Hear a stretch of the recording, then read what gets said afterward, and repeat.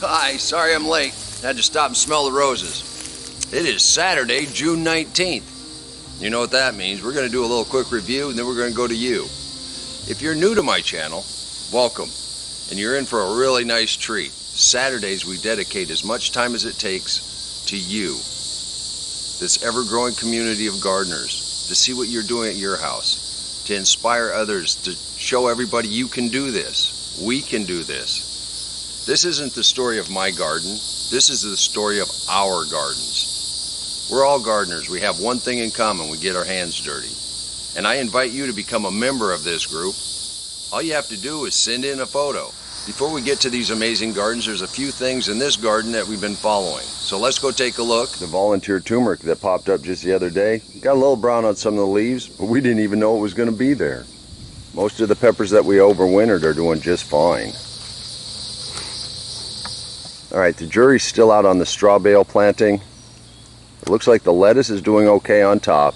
Well, the basil that we planted at the end is getting some nice green growth on it, so it may be kicking in. The main thing we're following are the giant sweet potato slips that we rooted off that great big sweet potato we got. And these three are doing okay.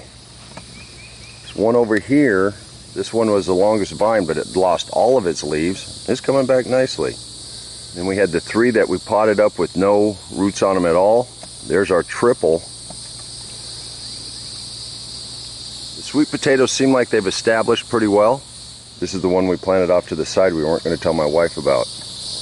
I think she's going to notice. Cantaloupe are starting to sprawl. The cucumbers are doing cucumber things. We got some nice beans coming up on the trellises. In the last couple days we've experienced some vine borer damage. There are some squash bugs out here, but not as many as in years past. We're still getting some good squash.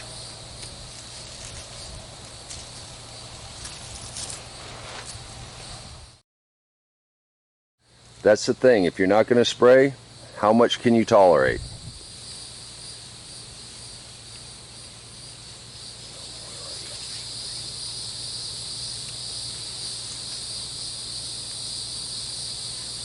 It's pretty warm out here and I'll continue to add water, but as long as we're getting harvests like this, I'm okay. One of the lessons we learned on the Three Sisters, don't plant everything so close together. Get your corn up before you get your beans going. Although these beans are going to trellis out pretty good, I think. Now that you've trellised your tomatoes, you've got to continue to come in and pinch out these suckers. And you've got to continue to weave it up the string, which is very simple.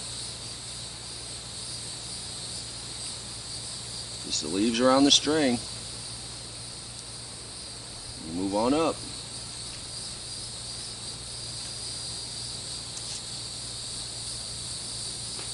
And these are still small. When they get some size to them, you're going to be really glad you did. But take those suckers out because we're growing tomatoes, not leaves. And any leaf that's touching the ground, time to go. Any leaf that's showing any kind of damage, as they get bigger, time to go. I believe your dinner's over there in the squash. Look how big they're getting. If it's touching the ground, clip it off. Otherwise you are going to get disease. You don't want that. If you want to become part of this community, all you have to do is email me at waylandsmalley5@gmail.com. I encourage you to become part of this community. Or you could just leave a comment down below and tell these folks you appreciate the beauty of their gardens. Gina, that keyhole raised bed that John built, wow, that is full. Now that is companion planting.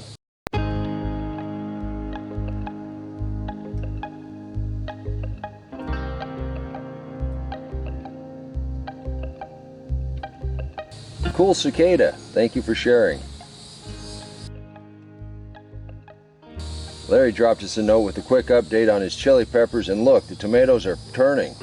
You're fixing to be loaded. Keep us posted. Thank you, Larry.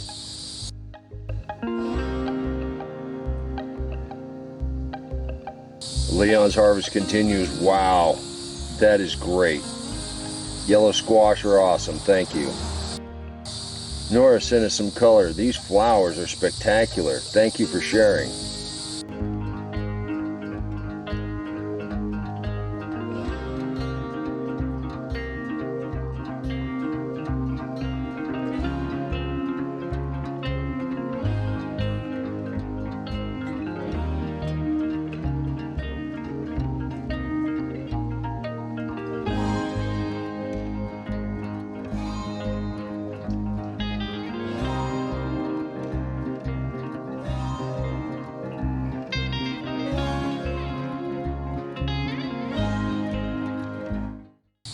Vivian, those potatoes look like they're just getting going good.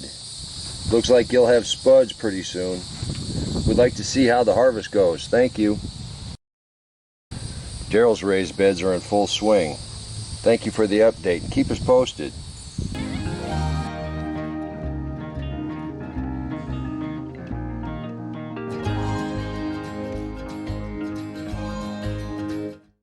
We have been following Valerie and Rob in their container garden.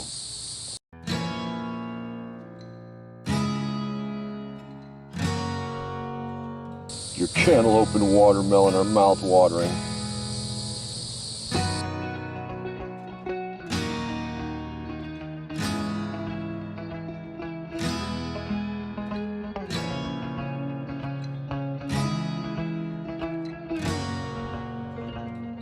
And when you go natural, sometimes the critters get some.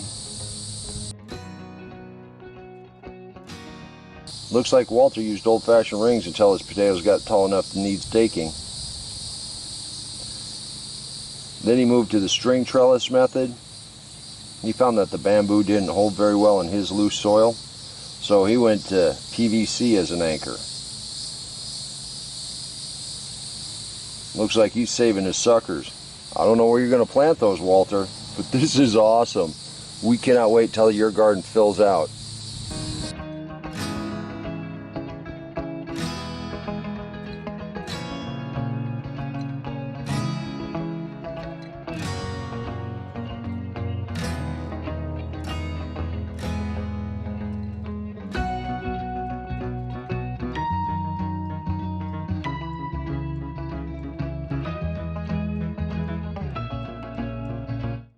We've also been following Denise's container garden since she started planting it this year.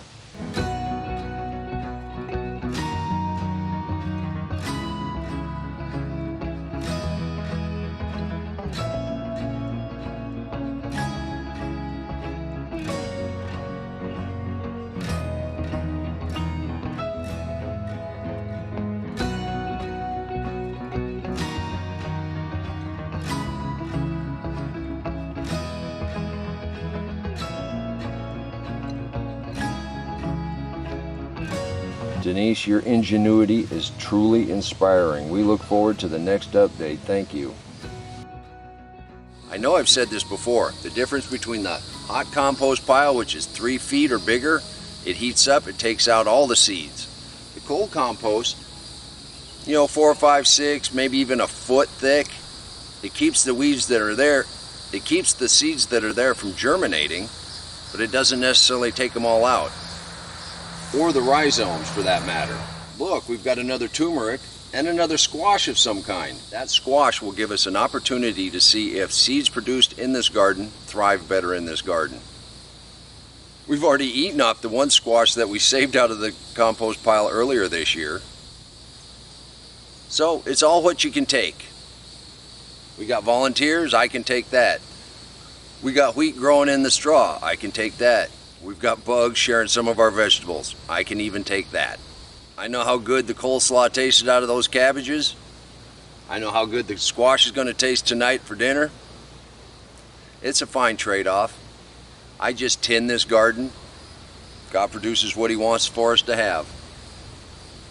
And on that note, until next time, take care of yourself, take care of your family, and God bless you. Come on, let's plant. Let's go plant garden.